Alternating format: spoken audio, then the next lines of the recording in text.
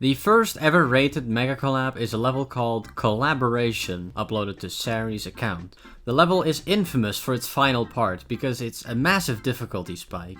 If you haven't seen the full level, chances are you have at least seen this part in one of Ramo's fail compilations, since people tend to die a lot at the very end. Anyway, this level was the first step in a giant revolution that would fundamentally change the nature of Geometry Dash.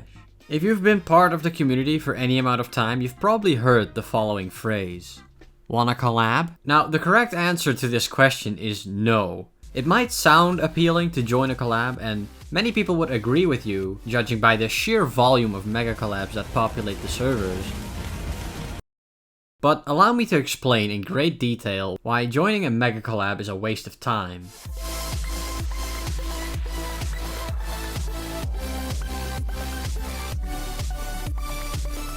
Hey, but Whirlwind, didn't you join a bunch of mega collabs, you fucking hypocrite? Well, first of all, rude. But yeah, I did. And I did it so you don't have to. I've gathered a lot of experience building mega collab parts, and I will now share the wisdom I've gathered with you, so you don't fall into the same trap. You see, mega collabs are oftentimes just worse levels than solo projects. A mega collab is created by upwards of 10 people, all of whom build their parts independently. This can cause the level to become extremely disjointed since most creators have a different style. It's not uncommon for mega collabs to become a patchwork of individual parts that do not work well together. This isn't just the case when it comes to decoration, but gameplay as well. Different gameplay styles can make a level feel unhinged, and huge difficulty spikes are generally pretty frustrating as well. These are all fairly common issues in the mega collabs that plague the servers, but there are of course exceptions. The trick to avoiding these problems is proper teamwork. A good host will establish the theme and difficulty long before the creating process even starts, and he makes sure to thoroughly playtest and rebalance the level. The creators themselves also have to play into each other's parts, so the transitions aren't jarring or unnatural. Creating a mega collab requires an entirely different skill set than making a solo level. In addition to being a good creator, communication, planning, and teamwork are all essential, but this is often overlooked, resulting in a level that's kinda bad. At least when you're building a solo level, you have full creative control over every single aspect of the level. It's entirely up to you where every single object is placed, which allows you to create it to suit your taste exactly. The downside of this being, of course, that you have to place every single object yourself, in contrast to mega collabs where the majority of objects are placed by other people. Of course, this means that solo levels generally take a lot longer than mega collabs, which never exceed a month or two. Oh wait, actually mega collabs tend to take about as long as a solo level, if not longer. Sometimes they even cross the 1 year threshold, at which point you should really start to worry if you're the host. So why do mega collabs take so long? If 10 or more people are working on the same level, you'd think it would be finished a lot faster than if you had to build one by yourself, right? Well, evidently not. The thing about mega collabs is that there are a lot of variables to keep track of, which means the odds of something going wrong skyrocket. When there are a dozen people working on the same level, the chances of at least a few of them dropping out are pretty high. When that happens, all the time they were assigned to their part goes to waste, and you have to find a replacement who'll have to redo the part from scratch. If you drop out of a solo level, that's the end of that level, but in a mega collab, the level never really dies until the host gives up on it. And even then, sometimes the level persists. This is why mega collabs are often seen as disposable projects. People generally don't have a strong attachment to a mega collab, so they don't have as strong as an urge to build for it. This is also why people tend to procrastinate on building their part. Solo levels, on the other hand, are a personal project that you have full control over. People are much less likely to kill off a solo level they've been working on, because they are completely responsible for that level themselves.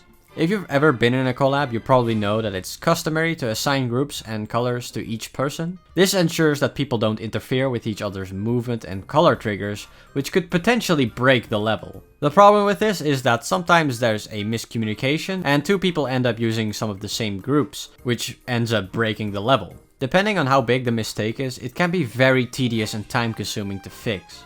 I think you're supposed to be able to use the build helper feature, but as far as I know, it's a matter of luck whether or not it's actually going to help you. Of course, nobody actually needs to make a mistake in order for the level to break. It can just happen inexplicably. But hey, despite all this hassle, at least you get to plaster your username in the level and get your name out there, right? Well, think again. Having your name in a mega collab is going to do you very little good, unless it's one of the most popular levels in the game. And even then, most of the credit will just go to the host and the verifier. I mean, just think about it. How many people are really popular for building collab parts? Maybe you can think of one or two, but most creators who have made a name for themselves have done so by creating solo levels. Trying to get clout by joining a mega collab is a waste of your time. In the best case scenario, you get to feel the satisfaction of watching somebody beat the level while they riff on your part. The wearing spot looks ugly. It looks ugly, yeah. Alright, so now that I've explained why mega collabs are generally a terrible idea, let's have a look at some examples, shall we? So I suppose we should have a look at Zodiac first, since it's the latest big mega collab that everybody had already forgotten about until the recent situation. The thing that really drags Zodiac down for me is how hopelessly average it looks. There's one or two good parts in the level, but the rest really does not stand out at all. The only reason it has maintained relevancy for so long is its ridiculous difficulty. If it were your average extreme demon, I highly doubt anybody would care about it. Now, the most well-known issue about Zodiac is that the difficulty is balanced very poorly. Its humongous development cycle is largely to blame on the verification, which took a year, but during that whole time the level was never properly rebalanced. They ended up cycling through 6 verifiers, and in the end it ended up being hacked by Xander. Of course, the fact that it was hacked can't really be blamed on anyone other than Xander himself. Finding a verifier for a level of this difficulty who will actually follow through and beat it legitimately is not a simple task. Decorators are largely disposable, but verifiers are harder to come by. This is why it's generally advised not to make your level ridiculously hard just for the sake of it. Ideally, the host or one of the creators verifies the level themselves, to minimize the chances of them giving up on it. A level that I do have the inside scoop on is Gridlock, which was also completed long before it was verified. Gridlock was originally set to be verified by Diamond Splash, just like Spatial Rend, but he eventually gave up on it for reasons that I don't quite remember. I think it must have been because the level was not fun at all, because after he gave up on it we had a hell of a time finding a replacement, to the point that the level almost died completely. I'll say it again to really stress this point. Gridlock almost died even though the level had been completely finished. Eventually the level was handed to Failure, who was supposed to verify it in a heavily nerfed state to ensure that the gameplay was actually fun. In the end, the level was verified by Wormfather about 9 months after it was completed. By the way, the theme for Gridlock was originally supposed to be Toxic Electricity, whatever that means. I guess it was supposed to be reminiscent of this part in Deadlocked, but everyone kinda ended up doing whatever they felt like because the idea wasn't communicated super clearly. So the final product doesn't really have a consistent theme to speak of. I think this is an issue with many MegaCollabs actually. Either they don't even try to establish a theme, or if they do, it's communicated poorly and people just kinda do whatever. Levels like Visible Ray, Spatial Rend, and Subsonic are all examples of this, just to name a few. If you pay close attention, you will notice that most MegaCollabs fall into this trap though. I suppose it doesn't really matter too much as long as the level looks good, but I can appreciate a level with a consistent and well thought out theme a lot more than a level that just consists of random parts that have been glued together. The obvious counterexample is the countless hell-themed demons out there that do have a very clear and consistent theme to them. You know, it's kind of disappointing that the only theme MegaCollabs can do consistently is a heavily oversaturated theme that got old 3 years ago. Honestly, the only good MegaCollab that I can think of off the top of my head that has a consistent theme is Ouroboros, but that level isn't even out yet, so... Oh, I suppose there's also Knight Rider, which seemed very promising when it was first announced. When was that again? 11 months ago. Alright.